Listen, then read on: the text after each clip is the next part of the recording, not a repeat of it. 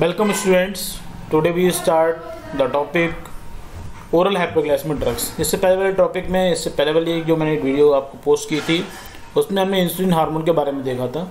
अब हम oral hypoglycaemic drug के बारे में देखेंगे। ओरल हाइपोग्लाइसेमिक ड्रग क्या हैं, कैसे वो एक्ट होती हैं, इस सब के बारे में हम आपको बताएंगे। ठीक है।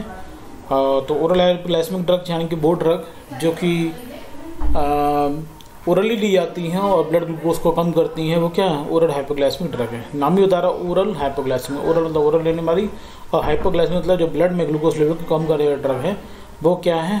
ओरल हाइपोग्लाइसेमिक ड्रग है। दूसरी बात ये है इनका इंट्रोडक्शन क्यों हुआ, क्योंकि इंसुलिन का हर पॉसिबल नहीं है कि हर पेशेंट को हम इंसुलिन दे पाएँ। अगर पेशेंट को इंसुलिन देंगे तो इंसुलिन के बहुत सारे साइड इफेक्ट इफेक्ट दे, पेरेंटली देना पड़ता है, तो कॉस्टली भी काफ़ी हो जाती हैं। और ख़ासकर ये इंसुलिन जो टाइप 2 डायबिटिक मेलिटस में हाइपोग्लाइसेमी जैसी कंडीशन बहुत ज़्यादा, हाइपोग्लाइसेमिक कंडीशन बहुत ज़्यादा प्रोड्यूस कर देती है, बहुत ज़्यादा ब्लड ग्लूकोज कम हो जाता है। इसलिए इंसुलिन का यूज़ न करके एक अल्टरनेटिव निकाला गया, और अल्टरनेटिव क्या निकला? ओरल हाइपोग्लाइसेमिक एजेंट निकले, जिनको ओरली हम यूज़ करके ब्लड ग्लूकोज को हायर से लोअर कर सकते हैं। Now we start the oral hypoglycaemic agents. These drugs lower the blood glucose level and are effective orally in the treatment of diabetic mellitus। यानी वो एजेंट्स जो कि ब्लड ग्लूकोज लेवल को कम करते हैं और साथ में ये इफेक्टिव होते हैं orally in the treatment of diabetic mellitus. Specially हम बात करेंगे डायबिटिक मेलिटस की, वो भी diabetic mellitus type 2 non insulin dependent diabetic mellitus में।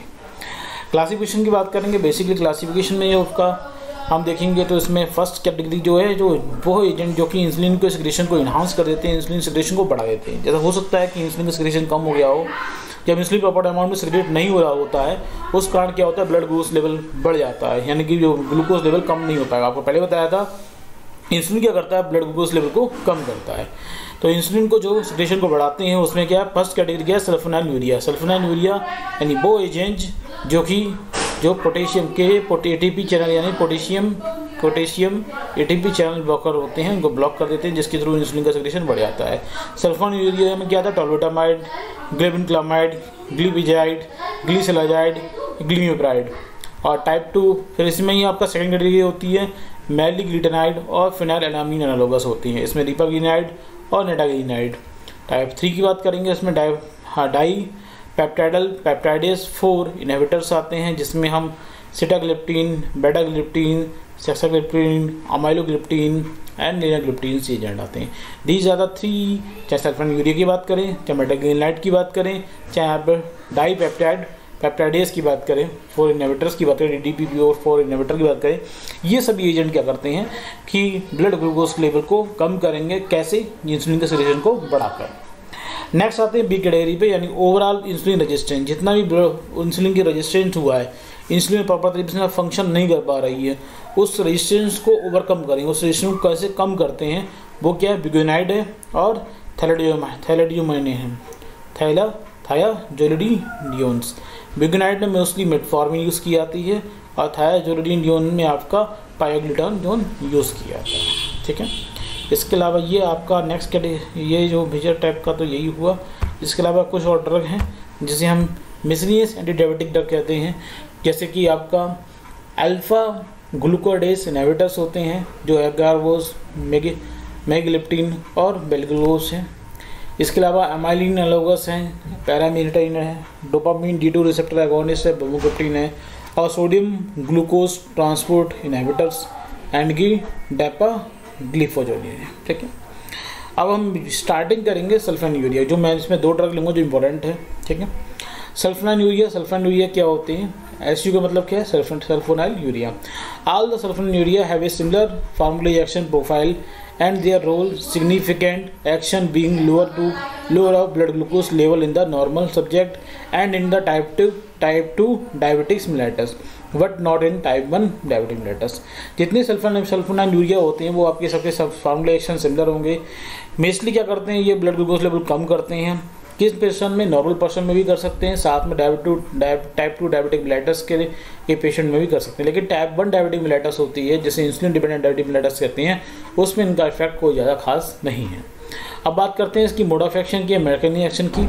The sulfonyl urea block the sulfonyl urea receptors which constitutes a subunit of the invert rectify it तो mechanic action की बात करें तो मैकेनिक एक्शन में क्या है, sulfonylurea block the sulfonylurea receptors which constitutes a substance, a subunit of inwardly rectified ATP sensitive potassium channel in the membrane of pancreatic beta cell। यानी ठीक है, पैंक्रियाटिक जो बीटा सेल मेम्ब्रेन है वहाँ पर क्या है, पोटेशियम जो आपका ये सल्फोनाइलूरिया रिसेप्टर है उसको ब्लॉक कर देते हैं। सल्फोनाइलूरिया रिसेप्टर एक तरह से क्या करता है, एटीपी सेंसिटिव पोटेशियम चैनल होता है उसको एक तरह से ब्लॉक कर देता है, क्योंकि सल्फोनाइलूरिया रिसेप्टर अटैच किसके साथ में है, एटीपी सेंसिटिव पोटेशियम चैनल के साथ अटैच है, और उसके ब्लॉक होने की वजह से क्या होता है, एटीपी सेंसिटिव चैनल होता है वो भी एक तरह से ब्लॉक हो जाता है। ठीक है, नेक्स्ट क्या है, inward flow of potassium, inward flow of potassium ion in is there by restricted, जिसकी वजह से पोटेशियम का अमाउंट सेल के अंदर नहीं पहुंच पाता है और इंटरसेलुलर पोटेशियम कंसंट्रेशन फॉल, और कंटिन्यू क्या होता है, सेल के अंदर कंसंट्रेशन ऑफ पोटेशियम आयन की कम होती जाती है। And the membrane is partially depolarised and augmented potassium calcium channel opens as well as the release of calcium from the intercellular stores. इसकी वजह से पोटेशियम जब पता नहीं पहुंच पाएगा, इससे मेम्ब्रेन के अंदर डिपोलराइजेशन होने लगता है, और मेम्ब्रेन का डिपोलराइजेशन होने की वजह से क्या होगा, कैल्शियम चैनल ओपन हो जाएंगे, साथ में कैल्शियम चैनल जो सेल के अंदर जो स्टोर होता है वो भी हायर अमाउंट में रिलीज हो जाता है। और कैल्शियम जो हाई अमाउंट में रिलीज होगा तो क्या होगा, कैल्शियम के हायर अमाउंट रिलीज होने के कारण से high calcium mines promote the fusion of insulin and containing a intracellular granules and with the plasma membrane and exocytic release of insulin। a higher amount of calcium ions के cell के अंदर बढ़ने की वजह से क्या होता है, जो इंसुलिन कंटेनिंग इंटरसेलुलर ग्रेन्यूल्स होते हैं वो टूट जाते हैं, और वो इंसुलिन का सेक्रेशन प्लाज्मा मेम्ब्रेन से क्रॉस होते हुए प्लाज्मा मेम्ब्रेन से निकल के बाहर की ओर पहुंच जाता है, यानी ब्लड में इंसुलिन का सेक्रेशन ज़्यादा अमाउंट में होने लगता है। अगर हम इसको फिगर की बात देखें, मैकेनिज्म में फिगर से ऐसे देख सकते हैं, जैसे ये क्या है आपका potassium ATP sensitive potassium channel है, और पोटेशियम चैनल पे ये क्या है, सल्फोनाइलूरिया रिसेप्टर्स है। यहाँ पे क्या होता है, सल्फोनाइलूरिया और मैग्नीटाइड दोनों ही टाइप की ड्रग होती है, सल्फोनाइलूरिया भी करती है और मैग्नीटाइड भी करती है। ये एक्ट होती है, एक्ट होने से क्या होता है, ये पोटेशियम चैनल क्या होता है, ब्लॉक हो जाता है। अब पोटेशियम ब्लॉक हो गया तो सोडियम की एंट्री नहीं हो पाएगी, सोडियम अंदर नहीं जा पाएगा तो ऑटोमेटिक सोडियम का अमाउंट को पोटेशियम एंट्री अंदर नहीं हो पाती है। जब पोटेशियम अमाउंट अंदर नहीं पहुंच पाएगा तो पोटेशियम अमाउंट कंटिन्यू क्या होता है, कम होता जाएगा, और पोटेशियम कम होने से क्या होता है, डीपोलराइजेशन होता है। डीपोलराइजेशन होने लगेगा और डीपोलराइजेशन की वजह से क्या होते हैं, कैल्शियम चैनल खुल जाएंगे, साथ में कैल्शियम चैनल खुलने की वजह से कैल्शियम का अमाउंट उस सेल में बढ़ जाता है, और कैल्शियम का डायरेक्ट सब अमाउंट बढ़ने की वजह से क्या होता है कि इंसुलिन के जो ग्रेन्यूल्स होते हैं वो आपके मेल मेम्ब्रेन पे आकर मेम्ब्रेन पे आकर पहुंचते हैं और मेम्ब्रेन में आकर डिसोसिएट हो जाते हैं, टूट जाते हैं, जिससे इंसुलिन सेल मेम्ब्रेन के बाहर निकल जाती है और ब्लड के अंदर इंसुलिन का सेक्रेशन इंक्रीज हो जाता है, और जब इंसुलिन ज़्यादा रिलीज होगा तो ऑटोमेटिक क्या होगा, ब्लड ग्लूकोज लेवल कम होने लगता है। ठीक है, it is the mechanical actions clear हो गया, ये ब्लॉक हुआ, पोटेशियम कम हुआ, पोटेशियम जो कम हुआ डिपोलराइजेशन हुआ, डिपोलराइजेशन हुआ कैल्शियम चैनल खुल गया, और कैल्शियम अमाउंट बढ़ा तो ये वेसिकल्स फूट जाते हैं, इंसुलिन का रिलीज होने लगता है, और ये इंसुलिन बाद में क्या करते हैं, ब्लड ग्लूकोज को कम कर देते हैं। Now come to the pharmacology, कैसे फार्माकोलॉजी क्या है इसके, sulfonylurea provoke a risk of insulin from the pancreas and the rate of insulin secretion at any glucose concentration is increased। यानी सल्फोनाइलूरिया मेनली क्या करते हैं, जो रिलीज ऑफ इंसुलिन को बढ़ा देते हैं पेंक्रियास से, और साथ में जो रेट ऑफ इंसुलिन सिक्रेशन होता है वो कितनी भी ग्लूकोज कंसंट्रेशन कम हो या ग्लूकोज कंसंट्रेशन बहुत ज़्यादा हो, दोनों ही कंडीशन में इंसुलिन सिक्रेशन कंटिन्यू होते रहता है। It also reduces the glucagon secretions and probably by increase the insulin and somatostatin release। और इसी साथ में क्या करते हैं, ग्लूकोगोन को सिक्रेशन को कम करते हैं। ग्लूकोगोन एक हार्मोन है जो क्या करता है, ब्लड ग्लूकोज लेवल को बढ़ाता है। अगर ब्लड ग्लूकोज लेवल बढ़ाने का काम है तो ग्लूकोगोन जितना ज़्यादा रिलीज होगा उतना ज़्यादा ब्लड ग्लूकोज लेवल बढ़ेगा। लेकिन ये जो हमारा सल्फोनाइलूरिया कंपाउंड्स होते हैं ये क्या करते हैं, ग्लूकोगोन सिक्रेशन को कम कर देते हैं, मुझे चाहे वो ग्लूकोज सिक्रेशन इंसुलिन ज़्यादा निकलने की वजह से हो या सोमैटोस्टेटिन ज़्यादा निकलने की वजह से। जब ग्लूकोगोन कम हो जाएगा तो ऑटोमेटिक ब्लड का ग्लूकोज लेवल भी कम हो जाता है। नेक्स्ट क्या है, a direct extra pancreatic action of sulfonylurea to increase the insulin receptors on the target cells and to inhibit the gluconeogenesis in the liver. दूसरा क्या है कि सल्फोनाइलूरिया जो होते हैं, जो इंसुलिन रिसेप्टर्स होते हैं डिफरेंट टारगेट सेल्स पे, उनकी जो एक्टिविटी होती है एक्स्ट्रा पैंक्रियाटिक एक्टिविटी होती है इंसुलिन रिसेप्टर की, उनकी sensitivity extra pancreatic action of sulfonylurea क्या होता है कि जो ये क्या करते हैं, इंसुलिन रिसेप्टर जो कि आपके टारगेट सेल्स में हैं उनकी सेंसिटिव बढ़ा देते हैं, जिससे इंसुलिन का एक्शन उन रिसेप्टर पर ज़्यादा होता है और ग्लूकोज ज़्यादा उन सेल्स के अंदर, उन मसल्स के अंदर, उन टिश्यू के अंदर ज़्यादा ट्रांसपोर्ट हो जाएगा, जिससे ब्लड ग्लूकोज लेवल कम हो जाएगा। साथ में ये इनहिबिट करते हैं gluconeogenesis in the liver. Gluconeogenesis मतलब क्या है, आपको कल पहले भी बताया था। ग्लूकोनियोजेनेसिस मतलब क्या है, अमीनो एसिड्स या प्रोटीन्स या डिफरेंट कंपोनेंट्स हैं, उन कंपोनेंट्स से ग्लूकोज का फॉर्मेशन जो होता है उसको ये इनहिबिट कर देते हैं। तो ये क्या हो गए, सब फॉर्मुलेशन हो गए। अब बात करते हैं एडीएमए की, adjacent distribution metabolic excretions. All the sulfonylurea are well absorbed orally and 90% or more bonded plasma proteins. Mainly जितने सल्फोन्यूरिया होते हैं, ग्लिमिप्राइड, ग्लिमिक्लामाइड, ये सभी ओरली एब्जॉर्ब हो जाते हैं 90%, और ये मोस्टली कुछ बहुत ज़्यादा प्लाज्मा प्रोटीन बाइंडिंग भी होती है। And they are primarily metabolise in the liver and excreted out in the urine. Metabolise liver में होंगे और एक्सक्रीट आउट हो जाएंगे through the urine. Adverse effect क्या है, hypoglycaemia, nausea, vomiting, flatulence, diarrhoea and hypersensitive reaction में produce. ये simple side effect है, कोई ज़्यादा हायर साइड इफेक्ट नहीं होता है। ठीक है, नेक्स्ट बात करता हूँ मैं कंट्राइंडिकेशन, किस कंडीशन में इसे अवॉइड करना है। It is avoid to the hypoglycaemic condition, जब बहुत ज़्यादा ब्लड ग्लूकोज कम हो तो उस कंडीशन में इसको यूज़ नहीं करना चाहिए।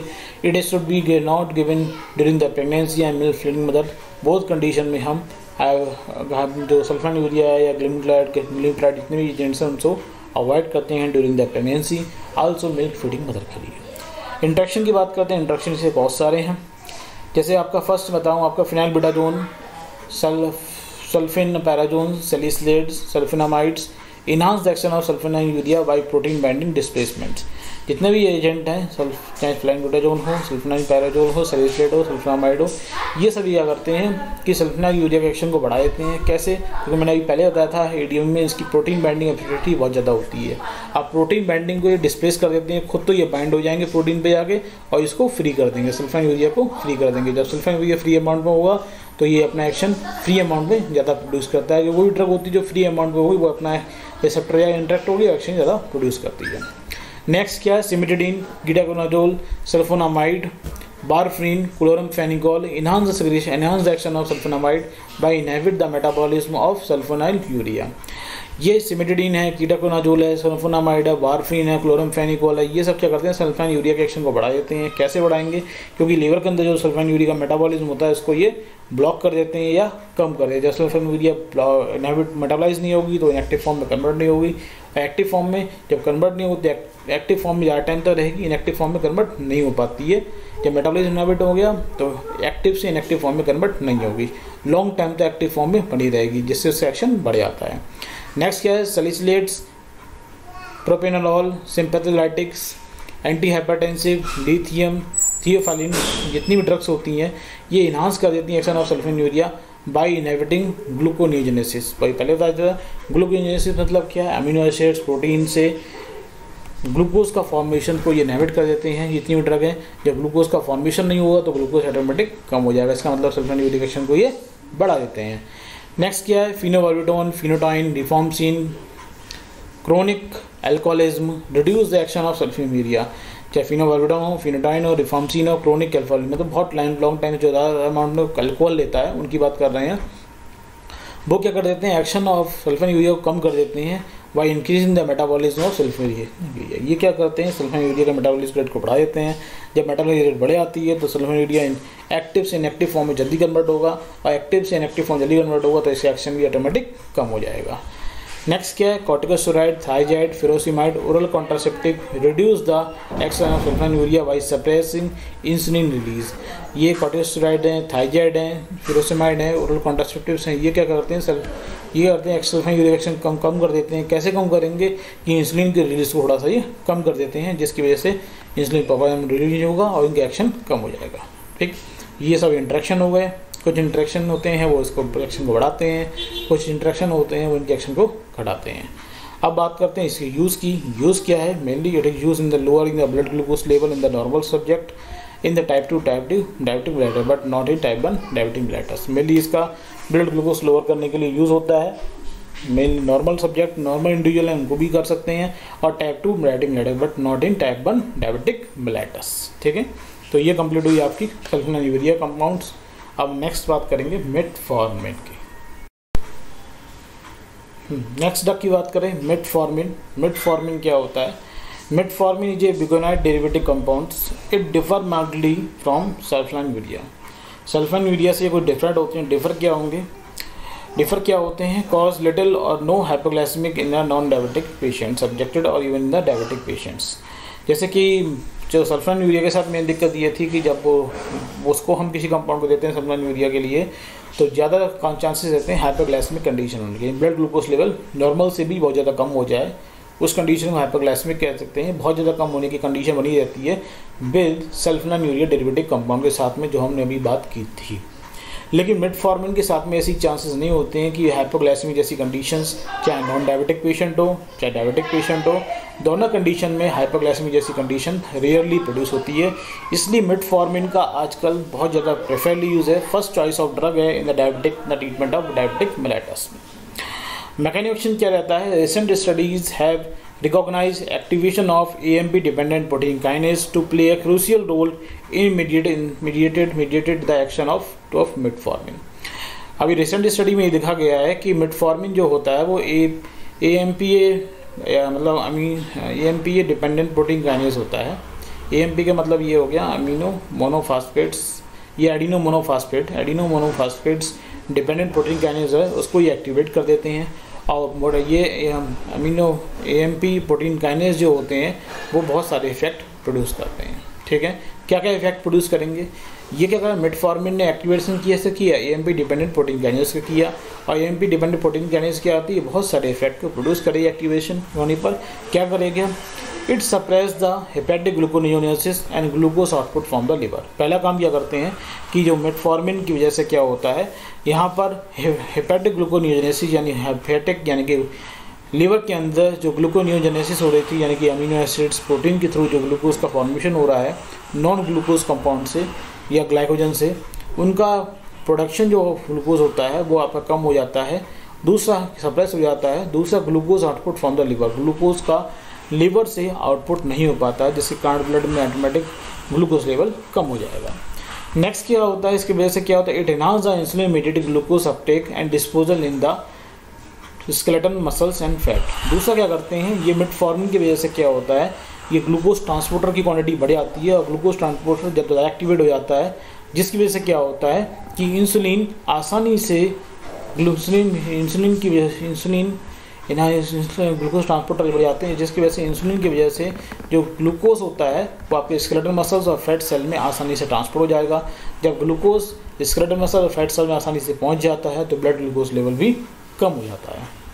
नेक्स्ट क्या करेगा? It interfere the mitochondrial respiratory chains and promote the peripheral glucose utilisation through the anaerobic glycolysis. एक लास्ट में एक मैकेनिज्म ये भी है कि मेटफॉर्मिन क्या करता है, जो माइटोकॉन्ड्रिया हमारा रेस्पिरेटरी चेन है उसको थोड़ा सा इंटरफेयर करता है। इंटरफेयर में क्या करेगा, ये ग्लूकोज यूटिलाइजेशन, जो हमारा ब्लड में ग्लूकोज है उसको यूटिलाइजेशन को बढ़ा देते हैं, और ब्लड में ग्लूकोज यूटिलाइजेशन बढ़ा देते हैं। तो किसके थ्रू बढ़ाते हैं कि एनारोबिक ग्लाइकोलाइसिस को थोड़ा सा ये प्रमोट करते हैं। एनारोबिक ग्लाइकोलाइसिस वैसे जो नॉर्मली मेजॉरिटी हमारी बॉडी में एरोबिक ग्लाइकोलाइसिस चलती है। एरोबिक मतलब in the presence of oxygen, anaerobic in the absence of oxygen. लेकिन ये क्या करते हैं, कुछ एनारोबिक ग्लाइकोलाइसिस को प्रमोट करते हैं। एनारोबिक ग्लाइकोलाइसिस में जो ग्लूकोज होता है वो हमारा पेरिफेरल ग्लूकोज होता है, जो ब्लड में ग्लूकोज होता है उसको डायरेक्टली यूटिलाइज किया जाता है, जिससे ब्लड ग्लूकोज लेवल कुछ कम हो जाता है। ये तो इसके मैकेनिज्म एक्शन हो गए। अब आते हैं इसके फॉर्मुलेशन में। पहला क्या है, it lower the blood glucose level in diabetic as well as the non diabetic patient. दोनों पेशेंट में ब्लड ग्लूकोज लेवल कम करते हैं, चाहे वो डायबिटिक हो चाहे वो नॉन डायबिटिक हो। ठीक है, नेक्स्ट क्या है, it enhance the glycogen storage in the skeletal muscle. जितनी स्केलेटल मसल सेल्स हैं उनमें ग्लाइकोजन का स्टोरेज को बढ़ा देते हैं। ग्लूकोज से ग्लाइकोजन कन्वर्ट होता है और ग्लाइकोजन को स्टोर करते हैं कहाँ पे, स्केलेटल मसल्स में। नेक्स्ट क्या करते हैं, it reduce the lipogenesis in adipose tissue and enhance the fatty acid oxidations. ये लिपोजेनेसिस के प्रोसेस को रोक देते हैं, यानी कि लिपिड का ऑक्सीडेशन, लिपिड का ब्रेकडाउन नहीं होगा, लिपिड का फॉर्मेशन नहीं होता है एडिपोज टिश्यू के अंदर, और साथ में फैटी एसिड के ऑक्सीडेशन को भी ये बढ़ा देते हैं। ठीक है, और लास्ट पॉइंट क्या है, metformin also retard the intestinal absorption of glucose, other hexose, amino acid and vitamin B12। Metformin की वजह से क्या होता है कि जो एब्जॉर्प्शन ऑफ ग्लूकोज होता है इंटेस्टाइन से वो कम हो जाता है। जब ग्लूकोज एब्जॉर्ब कम होगा तो ब्लड में भी ग्लूकोज कम पहुंचेगा। साथ में कुछ हेक्सोज भी होते हैं, अदर ग्लूकोज टाइप के पैटर्न्स होते हैं, कंपाउंड होते हैं, वो भी कम एब्जॉर्ब। हेक्सोज हैं, अमीनो एसिड हैं एंड विटामिन B12, ये सभी कंपाउंड के एब्जॉर्प्शन को ये कम कर देते हैं। ये तो एक फॉर्मुलेशन हो गए। अब आते हैं ADME पे। It is given by the oral route, oral route से दिया जाता है, metabolise in the liver and excretes through the urine. Simple है, कोई ज़्यादा डिफिकल्ट नहीं है। अब बात करते हैं एडवर्स इफेक्ट की। Adverse effect abdominal pain, anorexia, भूख कम लगना, ब्लोटिंग होना, nausea, metallic taste, mild diarrhoea, tiredness में भी प्रोड्यूस, ये सभी इसके एडवर्स इफेक्ट हो सकते हैं। एब्डोमिनल पेन समझते हो, एनोरेक्सिया मतलब भूख कम लगना, ब्लोटिंग मतलब क्या, पेट में दर्द सा होना, नौसिया मेटेलिक टेस्ट समझते ही हैं, माइल्ड डायरिया, टायर्डनेस थकान जैसी प्रोड्यूस होने लगती है। इन सब cases also produce lactic acidosis. कुछ केसेस में लैक्टिक एसिडोसिस करेंगे। लैक्टिक एसिडोसिस क्यों करेंगे? क्योंकि एनारोबिक पाथवे फॉलो करते हैं। मैं बताया था एनारोबिक पाथवे में लास्ट प्रोडक्ट बनता है वो लैक्टिक एसिड बनता है, और लैक्टिक एसिड का बढ़ना क्या होता है, लैक्टिक एसिडोसिस होता है। कंट्राइंडिकेशन किस कंडीशन में अवॉइड करते हैं? Metformin is contraindicated in the hypertensive patient, blood pressure बढ़ा हो उस कंडीशन में, हार्ट फेलियर, CHF के पेशेंट उस कंडीशन में, सीवियर रेस्पिरेटरी कोई डिसीज है उस कंडीशन में, हेपेटिक एंड रीनल डिसीज है उस कंडीशन में, इसको हम मेटफॉर्मिन को अवॉइड करेंगे ड्यू टू द। और साथ में जो अल्कोहलिक है पेशेंट है, ज़्यादा अल्कोहल लेता है, उसको भी अवॉइड करेंगे because the risk of lactic acidosis, क्योंकि लैक्टिक एसिडोसिस चांसेस बन जाते हैं, क्योंकि इसमें एनारोबिक पाथवे ज़्यादा फॉलो होता है। एनारोबिक पाथवे ज़्यादा इन पेशेंट में फॉलो करते हैं, और ज़्यादा एनारोबिक पाथवे जो फॉलो होगा तो लैक्टिक एसिड की प्रोडक्शन बढ़ जाएगा, जैसे लैक्टिक एसिडोसिस की कंडीशंस बन जाती है। इसलिए हाइपरटेंशन पेशेंट हो, हार्ट फेलियर हो, severe respiratory hepatic renal disease हो, या अल्कोहलिज्म पेशेंट हो, उसको हम ये अवॉइड करते हैं, देना नहीं चाहिए। इंट्रैक्शन की बात करते हैं तो जैसे सिमेटिडीन है, फिरासिमेट है, वो inhibit the metformin excretion and enhance it's successive, इसकी एक्सक्रीशन को कम कर देते हैं, जिससे क्या होता है, इसका मेटफॉर्मिन का लेवल बढ़ जाता है और इसकी टॉक्सिसिटी होने के चांसेस बढ़ जाते हैं इन कंपाउंड के साथ में। अब रह गया आपका लास्ट में बात करें इंट्रैक्शन के बाद में आपका लास्ट में यूज़ क्या है? Metformin is now establish as the first choice of drug for all two diabetic mellitus type 2 second type और diabetic mellitus patients expect when not tolerated और कंट्राडिक्टेड, अगर वो टॉलरेटेड ना हो पेशेंट और कंट्राडिक्टेड ना हो, कंट्राडिक्टेड मतलब जो पिछले डिसऑर्डर है वो पेशेंट में डिसऑर्डर ना हो, तो मोस्टली हम मेटफॉर्मिन को प्रेफर करते हैं। ठीक है, अगर टॉपिक समझ में आया हो तो लाइक कीजिएगा, और कमेंट बॉक्स में अगर कोई क्वेश्चन हो तो कमेंट बॉक्स में ज़रूर पूछिएगा, और मेरे चैनल को सब्सक्राइब कीजिएगा, और जितना अपने कलिंग के साथ में इस वीडियो को शेयर कीजिएगा। ठीक है, नेक्स्ट वीडियो मिलेंगे, तब तक के लिए थैंक यू।